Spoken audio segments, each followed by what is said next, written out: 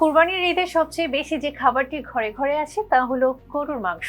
পুষ্টিগুণে ভরপুর হলেও অতিরিক্ত বা অনিয়ন্ত্রিতভাবে লাল মাংস খেলে তৈরি হতে পারে নানা স্বাস্থ্য ঝুঁকি।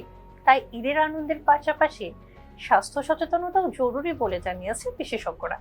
তাদের মতে গরুর মাংস শরীরের জন্য গুরুত্বপূর্ণ পুষ্টির উৎস।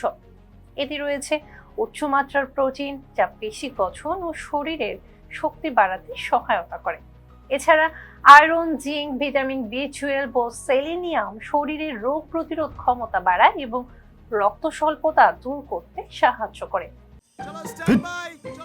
লাইফে কোনো কিছুর গ্যারান্টি নাই, তাই ইন্স্যুরেন্স করুন সিটি ব্যাংকে, কারণ ইন্স্যুরেন্স করলে সিটিতে সুরক্ষা পাবেন নিশ্চিন্তে।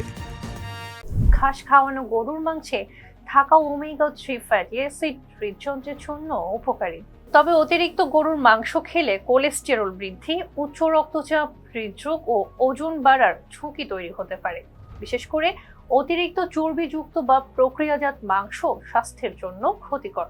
চিকিৎসকদের মতে ঈদে মাংস খাওয়ার ক্ষেত্রে পরিমাণ নিয়ন্ত্রণ করা জরুরি। ভাজা পোড়া কম খেয়ে মাংস গ্রিল বা সেদ্ধ করে খাওয়া ভালো।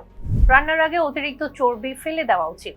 পাশাপাশি খাবারের তালিকায় শাকসবজি, সালাদ ও ফলমূল রাখলে শরীর পুষ্টির ভারসাম্য বজায় থাকে। বিশেষজ্ঞরা বলছেন, সচেতন খাদ্যাভ্যাস ও স্বাস্থ্য বিধি মেনে চললে কুরবানির ঈদের আনন্দ হবে আরো নিরাপদ, স্বাস্থ্যকর ও স্বস্তিদায়ক। ঈদুল আজহার আনন্দ ছড়িয়ে পড়ুক ঘরে ঘরে। ঈদ মোবারক। ছিলাম ইরিনা আহমেদ। লাইফে কখন কি হয় গ্যারান্টি আছে, তাই ইন্স্যুরেন্স করুন সিটি ব্যাংকে, কারণ ইন্স্যুরেন্স করলে সিটিতে সুরক্ষা পাবেন নিশ্চিন্তে।